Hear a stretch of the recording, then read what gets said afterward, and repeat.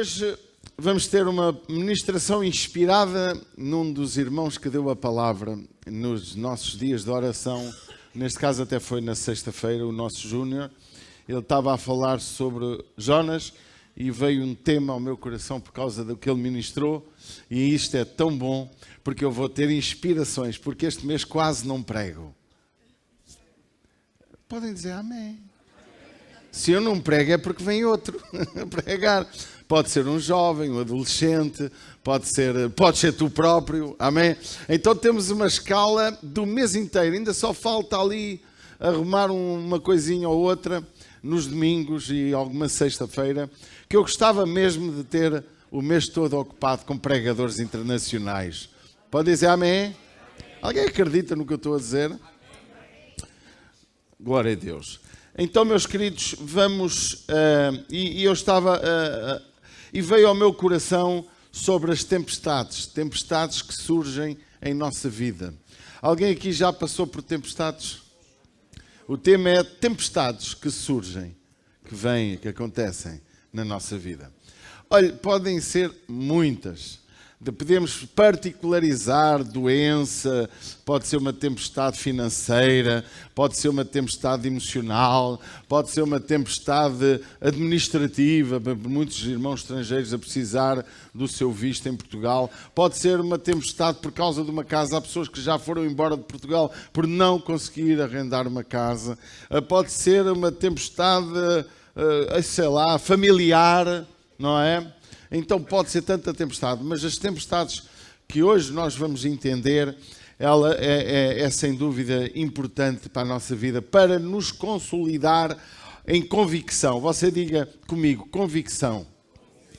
Porque às vezes achamos que as tempestades, elas vêm à nossa vida e é sempre culpa nossa. Alguém acredita, já pensou assim? Nem toda a tempestade é culpa nossa. Há muito tipo de situações adversas que vêm à nossa vida e que não somos coniventes com ela. É importante nós percebermos. Houve uma tempestade causada pelo estado do mundo. Quem é que se lembra onde é que foi essa tempestade? Era por causa das circunstâncias, da imoralidade, da violência. Quem é que se lembra? O dilúvio. O dilúvio foi uma tempestade causada pelas circunstâncias do mundo. Esta tempestade não era culpa de Noé, ou acha que era? Noé não teve culpa daquela tempestade. Noé não teve culpa. O fruto do mundo, o fruto do lugar onde ele vivia, segundo consta, todo o mundo vivia ali, mas era sem dúvida um tempo de violência, um tempo muito ruim e a terra estava cheia de violência. Diz Mateus 24, 37, como foi nos dias de Noé, assim será também na vinda do Filho do Homem, porque assim como nos dias anteriores ao dilúvio, comiam, bebiam, casavam e davam-se em casamento, até o dia em que Noé entrou na arca e não o perceberam, até que veio o dilúvio e os levou a todos. Assim será também a vinda do Filho do Homem. O Senhor Jesus estava a ensinar que os tempos de Noé eram tempos de violência. A Bíblia diz que a violência dominou a terra. Eu creio, irmãos, estamos a chegar a estes dias. A violência está a dominar a terra. A violência, todo tipo de coisas erradas, de mentira, de assaltos, de engano, de pessoas maliciosas, estão a dominar muitos países já, e muitos de vocês podem ser testemunhas disso. Minha esposa partilhava quando as crianças diziam, algumas que vieram do Brasil, que a gente veio porque o meu pai teve uma arma apontada na cabeça, porque foi assaltada a nossa casa, porque não sei o quê. Irmãos, pessoas são horrivelmente assaltadas, mortas, por nada. E esta violência, ela não está só no Brasil. Você olha para a França, olha para a Europa, olha para todos os lugares e você vê uma violência louca a aumentar. E você não pense que Portugal está imune. Dizem que Portugal é um dos países da Europa mais seguros, mas é treta. Deixa-me dizer isto está a ser filmado e vai ficar na gravação, porque porque ainda não vieram os sábios ladrões e bandidos, porque quando eles chegarem aí é igual ou pior que os outros. Porquê? Porque nós não temos polícia assim tão boa para proteger as casas. Quando começar a violência, ninguém consegue impedir um vizinho de matar o outro vizinho, ninguém consegue impedir alguém de roubar alguém. O irmão está cá, a violência ela chega onde chega o homem mau, o homem sem Deus, o homem sem esperança. Portanto, não há países seguros, irmãos, não há países imunes à violência. O que há é países sem homens que possam trazer e mulheres que possam trazer uma esperança ao povo. Noé não conseguiu mudar a história do seu povo. Durante 120 anos ministrou a palavra. Durante 120 anos ele pregou a palavra de que a terra iria ser destruída se eles não mudassem de postura. Julga que Noé pregava o quê? Chegava só à praça e dizia que a terra vai ser destruída? Não. Noé dizia o que Deus lhe disse. Era um homem que tinha a palavra de Deus. Irmãos, o Senhor Jesus disse, serão tempos semelhantes aos tempos de Noé. A violência que nós estamos a começar a ter a nível genérico, causada pela guerra, causada por todo o tipo de situações, a violência do próprio clima que está a afetar as pessoas, são tempestades incríveis que vêm à vida das pessoas. Meus amados, ninguém tem culpa dos que são homens e mulheres que têm Deus. Noé não tinha qualquer culpa da situação que vivia a sua geração. Muitas vezes não somos culpados das situações que nos surgem. Nós sofremos as consequências do ambiente em que estamos inseridos. Alguém está a entender o que eu estou a falar? Nós sofremos, diga para quem está ao seu lado, você sofre as consequências do lugar onde você vive, da educação que você adquiriu, do país onde foi criado. Você é uma consequência. E onde é que está Deus nisso? Deus está porque nos libertou a capacidade de vivermos como queremos. Deus nos capacitou de ser livres de escolher. Então o homem está assim, mas qualquer nação à semelhança do que aconteceu com Jonas, que ao levar uma mensagem de condenação, uma mensagem de destruição, era mais uma tempestade para aquela geração. A pregação de Jonas foi tão eficiente, foi tão eficaz, foi tão convincente, que toda a nação se arrependeu e Deus anulou aquilo que ia acontecer. Meus amados, Noé não conseguiu ser esse pregador. Noé não conseguiu impedir que a desgraça viesse àquela nação, àquele povo, àquela geração de Noé. Amados, Ló era um homem justo, diz a Bíblia, mas também não conseguia mais suportar a geração dele. De 2 Pedro 2,5 diz, e não perdoou o mundo antigo, mas guardou Noé, a oitava pessoa, o pregador, diz a Bíblia, o pregador da justiça, ao trazer o dilúvio sobre o mundo dos ímpios, e condenou à destruição as cidades Sodoma e Gomorra, reduzindo-as a cinza e pondo-as para exemplo aos que vivessem impiamente, e livrou o justo Ló. Olha o que diz a Bíblia. Enfadado da vida dissoluta dos homens abomináveis, porque este justo, habitando entre eles, afligia todos os dias a sua alma justa, vendo e ouvindo sobre as suas obras injustas. Eu creio que muitos de nós já viveu desta forma, já experimentou as injustiças de quem nos rodeia, aquilo que é errado, mas Ló também não conseguiu. Diz que ele era como um juiz, era como alguém que ouvia os casos e tentava arrumar. Talvez o único reconhecido já, como da parte de Deus sim, da parte da geração dele, talvez nem todos, mas era o único reconhecido pela maioria de que era alguém que podia julgar uma causa pela sua justiça, porque ele era um homem íntegro, era um homem correto. Aquilo que se vivia no tempo de Ló, também continuamos no item das tempestades que vêm à nossa vida, das quais não temos culpa, é fruto da sociedade onde vivemos, aquela sociedade de Ló que é caracterizada pela prostituição, pela homossexualidade, pela depravação moral, e não só Noé era violência, casavam e davam-se em casamento, construíam e voltavam a construir, era uma geração, e juntando as duas que Jesus junta, o tempo de Noé e o tempo de Ló, e diz que será assim nos últimos tempos. Ou seja, o poder económico, a violência, o casa e volta a casar, que é assim que estamos a viver nos nossos dias. Pessoas, pastores e não só pastores, casam 5, 6 vezes na vida e às vezes já vivem com quem não são casados, já vivem em união de facto. Irmãos, uma geração de que tudo é lícito, homossexualidade aprovada, casamento entre o mesmo sexo aprovado. Estamos a viver os tempos que Jesus mencionou há 2000 anos atrás. E eu não consigo alterar isso. Tu não consegues alterar isso. Mas tu podes fazer o que Noé fez, podes fazer o que Ló fez, podes fazer o que devemos fazer, que é cuidar da nossa casa. Cuidar da tua família, levar o Evangelho à tua família, ao teu vizinho, a quem te rodeia. Não vivas atrás daquilo que não é para ir atrás, mas ganha a tua casa, luta pela tua família, porque breve, muito breve, um dia Jesus vai nos chamar e vai pedir contas à nossa vida. Não, o facto de não termos culpa daquilo que está a acontecer no mundo e à nossa volta, isso não impede de seres fiel, não impede de transmitir a mensagem, não te impede de ser exemplo para aqueles que te rodeiam, porque Jó foi exemplo, Noé foi exemplo e temos que ser exemplo. Nós hoje no século XXI temos que ser exemplo para aqueles que nos rodeiam.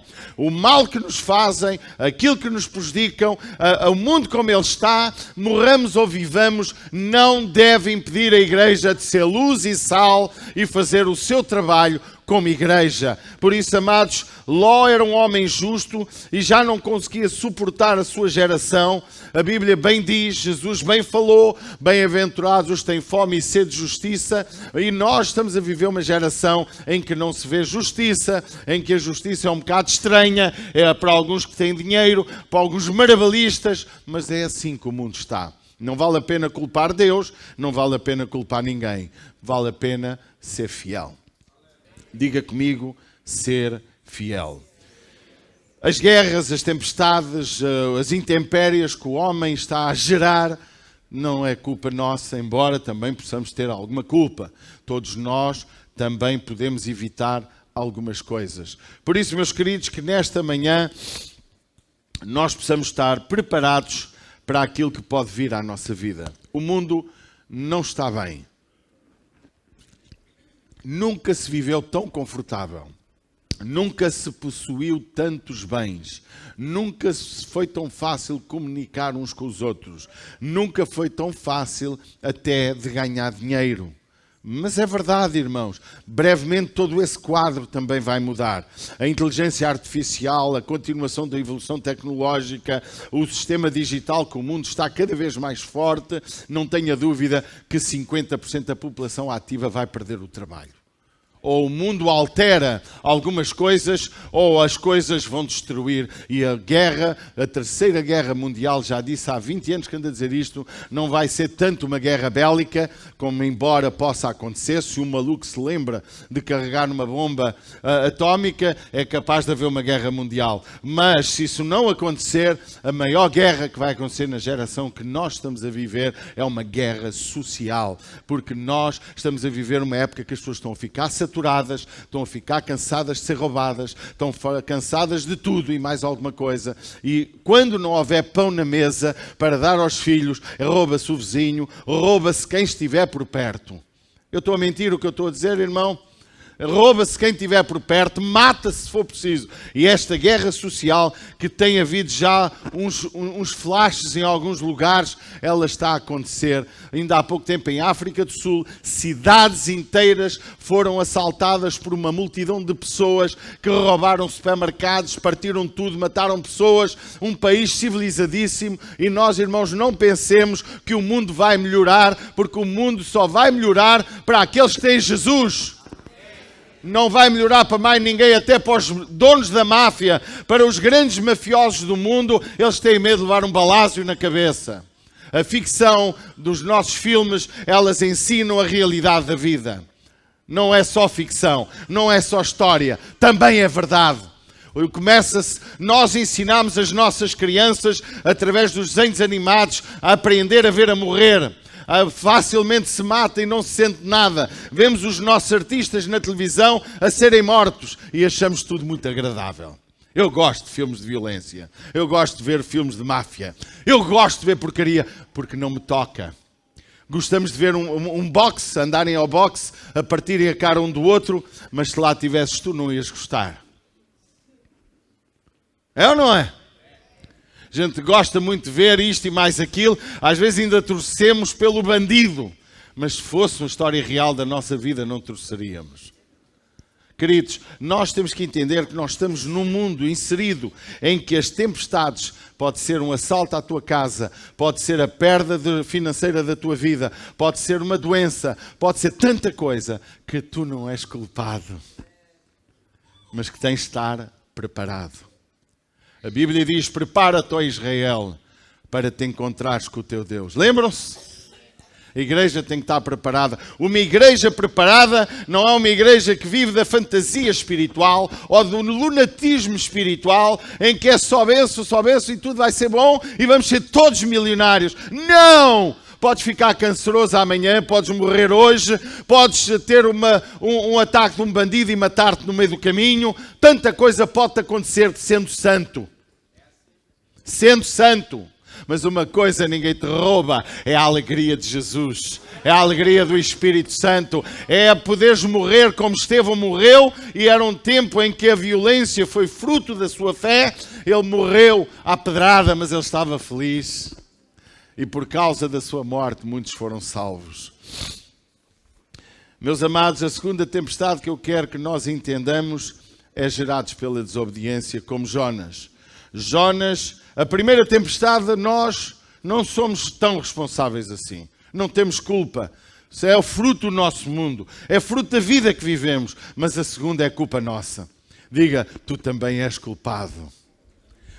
Há tempestades que vêm à tua vida que são fruto da tua desobediência. Quem sabe fazer o bem, diz a Bíblia, e não o faz, comete pecado. A Bíblia fala de Jonas, não vamos ler. O nosso Júnior deu essa mensagem aqui na sexta-feira. Tivesse estado. Só um deu amém. Tivesse estado. Olha, ontem tivemos um culto de oração fantástico. O Espírito Santo desceu. Os irmãos oraram livremente. Eu fiquei emocionado com algumas orações. Já me estava a rever há 30 anos atrás nos meus cultos de oração. Foi ou não foi, Danilo? Gostoso. Gostoso. E ainda demorou 5 horas. Só demorou uma porque a gente achou que se empurrasse já estragava. É bom ter fome, não é? Eu hoje vou almoçar à casa de uma família. Vaca atolada, mas não sei o quê. Eu vou ter um problema. É continuar com fome, porque eu vou comer até ao fim. Mas se ele me desse pouco, o que é que ia acontecer? Eu ia ter saudades de lá voltar. Agora, como eles vão pôr muito na mesa, eu vou me empanturrar. Logo, pronto. Agora imagino que aquilo era à conta, assim um bocadinho, só para ficar meio satisfeito. A gente dizia, quando é que é a próxima refeição? Às vezes nós, faça uma visita ao seu amigo, mas não esteja lá 7 horas. Deixe-o com saudades suas. É ou não é? Até a casa de um filho. Olha que você tem o filho, mas também tem a nora. Não os enfastie. Certo? Bom, voltando ao tema. Jonas, em desobediência a Deus. Eu gosto muito da figura de Jonas. Vocês não têm noção como eu gosto de Jonas. É que toda a gente maltrata Jonas, os judeus odiavam Jonas, não reconheciam Jonas, mas quem não o reconhecia não chegava aos calcanhares de Jonas. Eu gostaria de não ser esta parte de Jonas, mas gostaria de ser a outra. Aquela onde Deus se revela a ele. Diz o capítulo 1, versículo 1, que Deus falou com Jonas. Diz ou não diz? Deus tem falado contigo. Deus tem falado contigo. Deus tem falado contigo. Jonas era um homem que tinha intimidade com Deus. E ele buscou Deus. E um dia Deus deu-lhe uma missão. Deus já te deu alguma missão? Alguém aqui tem uma missão? Eu não sei se tens, mas eu tenho. Mas Deus deu uma missão a Jonas. Só que a missão era muito dura. Porque aquele povo de Nínive era um povo violento. Era um povo que matava sem qualquer escrúpulo. Nem perguntava se podia. Nem dizia que fazia. Fazia-o logo. E, irmãos, e ele, ouvindo a mensagem, ouvindo Deus a mandá-lo para uma terra que toda a gente tinha medo, ele achou-se incapaz. E desobedeceu. Já disse aqui que só há um pecado na Bíblia. A gente inventa muitos pecados, pecadinhos, pecadão. E o corinho dizia, isso não. Mas quem é que se lembra desse corinho? Da escola dominical. Pecado, pecadinho, como é que era? Pecado, pecadinho, pecadão. Isso não. É assim para os meninos, não é? Não há pecado, pecadinho, pecadão. Só há um pecado na Bíblia chamado desobediência. Quando você se prostitui, está em desobediência. Quando você não dá a Deus o que é de Deus, está em desobediência. Quando você é infiel, seja o que for, quando você rouba, é desobediência. A palavra desobediência, e ele desobedeceu ao seu Senhor, não querendo fazer aquilo que Deus lhe pediu. Jonas sabia que ele era culpado quando estava no meio daquela tempestade. Muitas vezes não queremos entender aquilo que vem à nossa vida. Ele sabia que era culpado, sabia também que aquela tempestade era culpa dele. Quer dizer, a tua desobediência gera tempestades que só tu és responsável. Eu sei que a primeira parte todos gostámos melhor, agora vamos gostar menos. Eu sei disso, mas depois vai melhorar. Isto é como aos filmes. Primeiro começa uma parte bonita, não é? Que a gente até está a ser embalado, depois vem uma parte negra e depois vem a solução do problema, não é? A mensagem são só 4 pontos. Mas nunca esqueças, há tempestades na tua vida que é fruto da tua desobediência. Diz para quem está ao teu lado, é verdade. Eu tenho um amigo que me disse assim na sexta-feira. Eu fui verdadeiro, esqueci-me, era um assunto, devido à minha ocupação, esqueci-me, passou-me, tinha aquela responsabilidade e fui honesto. Meu querido, esqueci-me. Tão ocupado que andei que esqueci-me. Já me esqueci da minha mãe num carro e 3 horas, como é que eu não posso esquecer de outra coisa qualquer? Já me esqueci de tanta coisa, não é? Da agenda, olha, escrevo na agenda e esqueço-me de olhar para a agenda, esqueço-me de alguma coisa, não é? Também já esqueci-me. E vai ele assim, muito triste comigo, é porque não é muito importante para ti. E eu, para não dizer assim nada a mais, disse, verdade. E ele agora pensa o que quiser. Verdade. Claro que é importante, mas esqueci-me. Alguém se esquece de alguma coisa importante? Já me esqueci de pagar contas? Alguém já se esqueceu de pagar contas? Ainda há dias paguei uma multa por causa de 25 euros, por causa de não pagar aquilo a horas. Então, mas esquecermos-nos, mas sermos desobedientes, mas qualquer coisa, culpa nossa, não invalida a coima, não invalida as consequências. E Jonas gerou uma consequência não só para ele, como para quem o rodeava. A tua desobediência não é problema teu. Ouça, isto eu sei que não vai agradar. A tua desobediência não é um problema só teu. A tua desobediência gera tempestades não só na tua família, como naqueles que te rodeiam. A tua desobediência gera prejuízo na tua casa, na igreja. Olha, meus irmãos, muitas igrejas não progridem porque o povo é desobediente.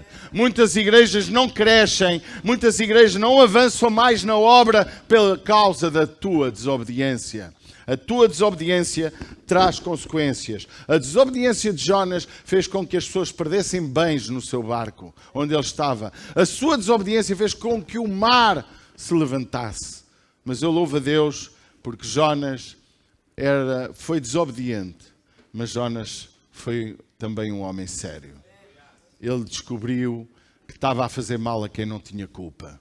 e ele denunciou-se a si próprio. Ele declarou sem dúvida que era. Mas é uma coisa curiosa no versículo 5.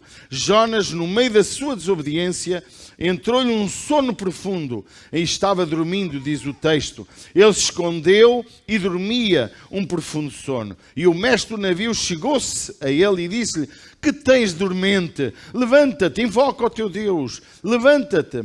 E ele lá acordou, porque quando nós andamos em desobediência, adormecemos. Nem vemos o que se passa à nossa volta. Estamos tão indiferentes ao que se passa, à tempestade que se está a levantar. Queridos, igreja, nós temos de ter muito cuidado com a nossa desobediência. A nossa desobediência é a causa de muita desgraça na tua casa, de muita coisa que às vezes não se vê no dia agora, vê-se anos depois. A nossa desobediência gera fruto, e nem sempre o fruto é imediato. Por isso que eu louvo a Deus que Jonas pediu para o mandarem fora, quando desfalecia e quando ele estava lá no ventre daquele peixe, Jonas clamou ao Senhor, diz o versículo 7, e entrou em ti a minha oração, o teu santo templo, e diz que Deus lhe respondeu. Deus o socorreu, porque Deus é Deus que socorre. Pode dizer amém? Quando desfalecia em minha alma, lembrei-me do Senhor. Eu quero dizer nesta noite, nesta manhã, a todos os que estão aqui, todos que estão online, mesmo diante da tua desobediência, Deus te ama e Deus te socorre. No meio da tua desobediência, o Senhor te socorre. Diz que Ele se lembrou do Senhor. Será que tu ainda te lembras do Senhor? Então, aproxima-te do Senhor. O primeiro ponto, como disse, foi, sem dúvida, intempéries, tempestades que vêm à nossa vida que não temos culpa. É do mundo. A segunda é culpa tua. A terceira, meu amado, é algo também muito interessante. Quando obedecemos a Jesus, também se levantam tempestades. Sabia disso? Quando obedecemos a Jesus, também se levantam tempestades. E você vê isso logo no Evangelho. Diz a Bíblia lá em Mateus 14, 22 e seguintes, que logo ordenou Jesus aos seus discípulos que entrassem no barco e fossem adiante para a outra banda, enquanto ele ficou do lado de cá a despedir a multidão. Logo depois de a despedir, ficou em oração à parte. Diz que se retirou para orar. Jesus precisava de um tempo a sós, mas os discípulos obedeceram. Foram para o barco e no meio da noite levantou-se um temporal. Ou seja, como é que ficamos? Tempestades por causa do mundo, tempestades por causa da nossa obediência, da nossa desobediência, e tempestades que se levantam no meio da nossa obediência. Alguém está cá? A tua obediência também há, às vezes, problemas. Não culpa tua, não culpa das circunstâncias só, mas a tua obediência não invalida tempestades. A tua obediência também há nela situações que vêm à tua vida adversas. Aprende a olhar para as tempestades da tua vida com um sorriso nos lábios. Se é a tua desobediência, clama a Jesus que Ele resolve o teu problema. Se é problema do mundo, não te esqueças, prepara a tua casa. Sempre. Ensina aos teus filhos no caminho em que devem andar. Prepara a tua alma, a tua vida. Guarda o teu coração. Protege-te da raiva, do ódio, da vingança, de todo o tipo de coisas que podem destruir a tua fé e a tua fidelidade. Meu amado, Jesus mandou eles seguirem para a outra banda e eles foram. E a tempestade se levantou. Claro, sabemos a história. Jesus veio sobre o mar. Eles disseram que era um fantasma. Porque quando nós temos uma tempestade da qual não temos qualquer culpa, muitas vezes nos assustamos. Alguém já se assustou com a vida? Alguém já teve situações que pensou que não havia solução? Amados, Jesus estava lá para socorrer e socorreu. Mas é isto que eu quero dizer nesta manhã. É frequente ouvir pessoas que obedecem à palavra de Deus, tiveram uma orientação divina na sua vida e não aconteceu logo aquilo que esperavam. E ao caminhar na vida, depois de uma orientação divina, se levantam ventos contrários, como diz o texto, e vivem e ficam perturbadas e dizem: mas pastor, eu vivia a obedecer, porque como é que me aconteceu isto? Você já ouviu histórias destas? Ter Jesus na nossa vida, viver em obediência à sua palavra, não invalida adversidades. Elas vêm. Não procures, irmão, uma vida sem adversidades. Procura uma vida justa, honesta, correta, e tudo quanto vier à tua vida, agarra e põe Deus no assunto. Não retires Deus de nenhuma das tuas decisões. Não compres casa sem a aprovação de Deus. Não viajes sem a aprovação de Deus. Não troques de patrão sem a aprovação de Deus. Não tomes decisões sem sentir que Deus está nelas. E quando há dúvidas, fica quieto. Se tens dúvidas, para. E diz: papai, enquanto não me orientares, eu não avanço. Porque mesmo obedecendo a Jesus, se levantam tempestades. O quarto aspecto que eu quero falar, e o último, e aquele que talvez eu queira gastar um pouquinho mais, é que também existem tempestades quando Jesus habita a nossa vida. Há muita gente, e é curioso nós olharmos para a Bíblia e vermos que se levantaram tempestades diversas. A tempestade do apóstolo Paulo, também no mar, etc. E toda a tempestade tem uma lição espiritual. Nós somos o povo mais privilegiado do mundo, porque nós podemos aproveitar o acontecido do passado para nosso ensino. Vocês entendem o que eu estou a falar? E é interessante ver que uma tempestade se levanta, Jesus não estava no barco, ficou da banda de cá, mas mandou-os ir. E a outra tempestade se levanta e Jesus estava no barquinho e ia dormir. E agora pergunto, será que Jesus era culpado?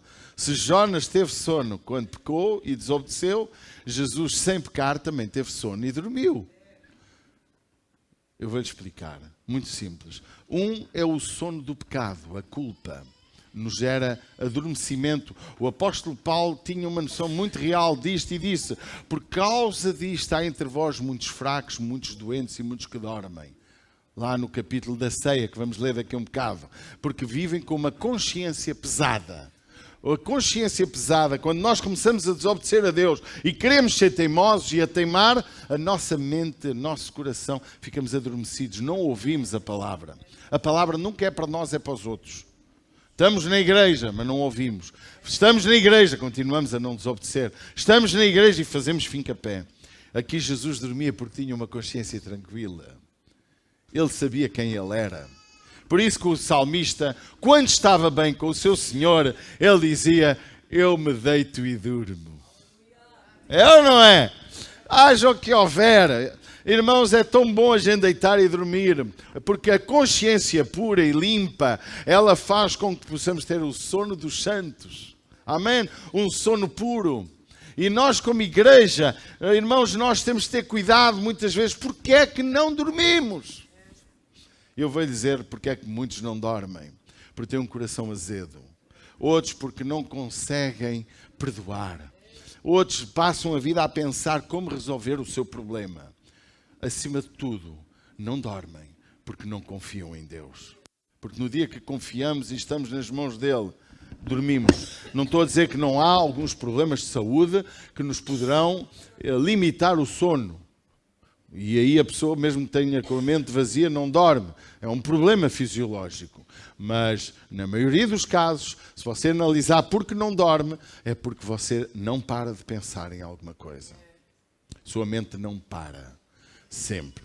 Queridos, Jesus estava dormindo, estava no barco, e aqui, meus irmãos, ainda ficamos com os cristãos mais baralhados. São muitos os cristãos que não conseguem suportar o facto de estarem com as suas vidas em obediência, em fidelidade, orientadas pela palavra, e mesmo assim se levantam tantas adversidades. É ou não é? Alguém aqui já experimentou isso? Já se levantaram adversidades na tua vida? Vivendo em obediência? Oh irmãos, a vida do cristão, diz a Bíblia, tem muitas aflições. Jesus avisou, no mundo tereis aflições. Também Jesus disse, se o mundo vos aborrece, primeiro me aborreceu a mim. Irmãos, nós cristãos é normal ter aflições. É normal com Jesus no barco ter problemas. Você acha que eu não os tenho? O dinheiro não resolve problemas. Dinheiro minimiza situações. Problemas se levantam com quem tem dinheiro e com quem não tem dinheiro. Problemas se levantam com quem tem saúde e com quem não tem saúde. Problemas se levantam com quem tem fé e quem não tem fé. Você concorda comigo?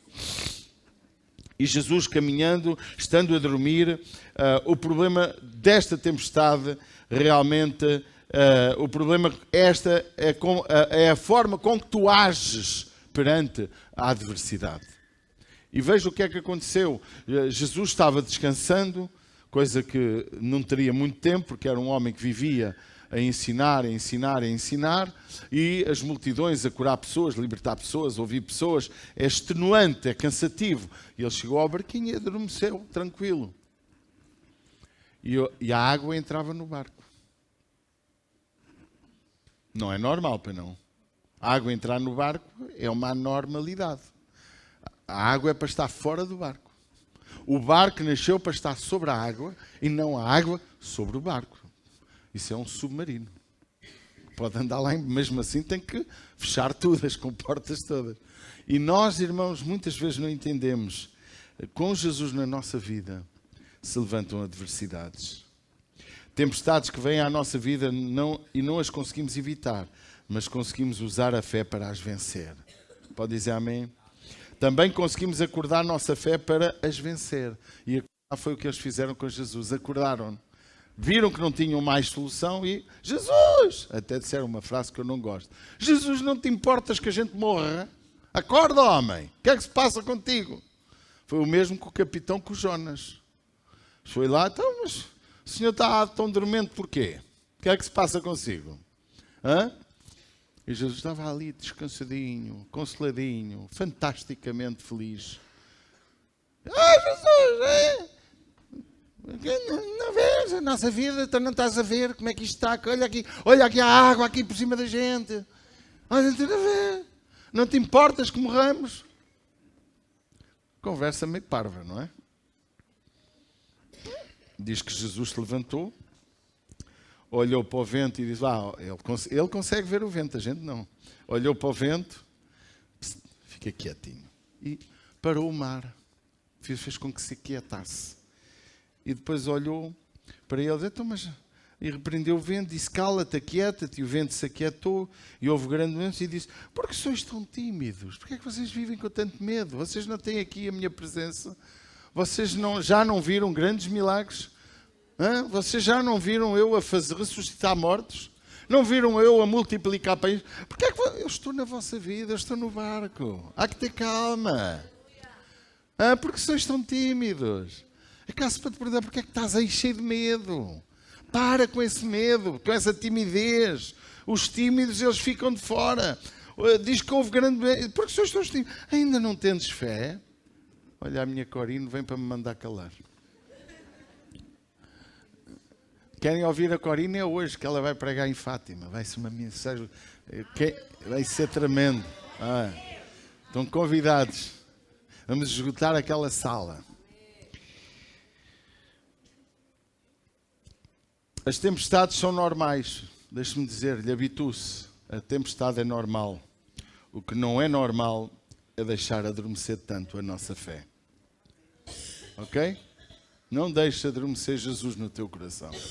Não deixes adormecer a tua fé. Não deixes, irmãos, não deixes que a vida, as adversidades, roubem o mais importante na tua vida. Vamos ser igreja. Vamos dizer às pessoas que é normal as tempestades. É normal esta geração estar como está. Porque é assim que está, e se eu falasse aqui à vontade, eu contava-vos porque é que cada vez o mundo está a ficar pior. E o mundo está a caminhar para um beco sem saída. Se os homens não entenderem uma determinada área da evolução tecnológica, da evolução da inteligência artificial, se o mundo não entender o que vai acontecer, quando lá chegarmos, se eu ainda for vivo, eles vão dizer, valia mais ficarmos como estávamos. Porque, irmãos, tudo se resume a dinheiro. Se tu não tens dinheiro, tu entras em pânico. Não tens dinheiro, não tens comida. Não tens dinheiro, tu vais ficar nervoso com a tua casa. E da maneira como o mundo está a caminhar, eu creio, irmãos, a Bíblia diz que são os piores tempos da humanidade. Porque não é fácil, era fácil se nós estivéssemos habituados a comer sopa, não estivesse habituado a uma boa vida, a internet, redes sociais, se a nossa vida tivesse resumida à história de há 50 anos atrás, era fácil não viver essa realidade de hoje. Mas quem a vive e a perde, tudo é diferente. Você entende o que eu quero dizer? Tira a internet da sua vida. Tira a televisão da sua vida. Tira o automóvel da sua vida. Tira o telefone da sua vida. Tira a pasta de dentes da sua vida. Só isso vai ficar tão desagradável. Tira, irmãos, o som da igreja. Imagina, irmãos, o mundo está a ficar dependente de tantas coisas. Luz, informática, internet, novas tecnologias, que no momento que alguém quiser desliga tudo, o mundo entra em pânico. Irmãos, nós somos igreja, não somos um lugar para meter medo às pessoas, mas somos um lugar para ter consciência do mundo que vivemos e do mundo para onde vamos. Igreja não é um lugar para tu te sentires só mais aliviado. Igreja é um lugar para teres consciência do teu estado, da tua necessidade e da solução que há para a tua vida. Vamos ficar de pé.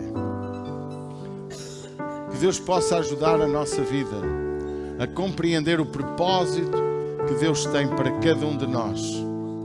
Amados, resumindo, tempestades que surgem em nossa vida, causadas pelo mundo, pela influência dos nossos dias, causadas também pela nossa desobediência, tempestades causadas mesmo quando obedecemos a Jesus e quando Jesus faz parte integrante da nossa vida. As tempestades se levantam, mas Jesus nos dá solução para todas. Primeira, Deus deu a solução para Noé. Pode dizer amém? Noé foi salvo e a sua casa. Tu serás salvo, tu e a tua casa. A segunda, Jonas não só reconheceu o seu pecado, como conseguiu cumprir a missão que Deus lhe deu e salvou Nínive de ser condenada. Por tua causa, por transmitires a mensagem de Deus ao teu vizinho, aos teus amigos, onde quer que Deus te manda, por tua causa muitas pessoas serão salvas. Terceira causa, a causa da tua fidelidade a Deus. Tu estavas a ser fiel, obediente e levantou-se a tempestade, mas Jesus estava lá. Jesus apareceu para te socorrer. E a quarta, Jesus estava na tua vida e Jesus continuou na tua vida e a tempestade foi acalmada. Sempre que temos Deus ou não temos Deus, mas que clamamos a Ele, Ele responde. Queridos, não importa o estado em que tu estás, eu quero te mostrar nesta manhã que Deus tem a resposta, Deus tem a solução para ti hoje. A minha pergunta é muito simples. Alguém quer entregar a sua vida a Jesus? Nesta manhã, Jesus está aqui em espírito e em verdade. Ele veio ao mundo há 2000 anos, morreu na cruz do Calvário para te salvar, para te perdoar, para te libertar de toda a tua condenação. E Ele está aqui em espírito e em verdade. Pode-te curar a tua enfermidade, pode-te dar uma solução financeira, pode-te dar a libertação de algum problema. Mas Ele quer ver-te clamar a Ele. A dizer: Deus, por favor, entra na minha vida. Socorre-me. Entra no meu coração. A minha pergunta é muito simples. Temos alguém que quer entregar a sua vida a Jesus e dizer: Deus, eu quero fazer parte do grupo de homens ou mulher que vivem contigo no seu coração. Vem entrar no meu barco e vive na minha casa. Alguém quer? Levanta a sua mão. Quero orar pela tua vida. Eu quero que fiques com a tua mão bem alto para eu orar por ti. Levanta a tua mão. Eu estou olhando, todos de olhos fechados. E eu vou orar pela vossa vida. Pai, em nome de Jesus. Estás vendo os braços que estão no ar. Eu oro por tua intervenção sobre as suas vidas. Eu oro para que perdoes os seus pecados, resolvas os seus problemas, ajudes, orientes, guies, dês uma nova oportunidade para que verdadeiramente cada um possa, Deus, receber de ti uma nova esperança, uma nova orientação. Pai, aqueles que nesta manhã estão doentes, têm problemas de saúde, problemas financeiros, e aqueles que estão online também, que estão a passar por dificuldades, Pai, em nome de Jesus, toca nas suas vidas, liberta os seus corações, cura, restaura, em nome de Jesus e para a glória de Jesus Cristo. Amém e amém. Pode dar um aplauso a Jesus nesta manhã.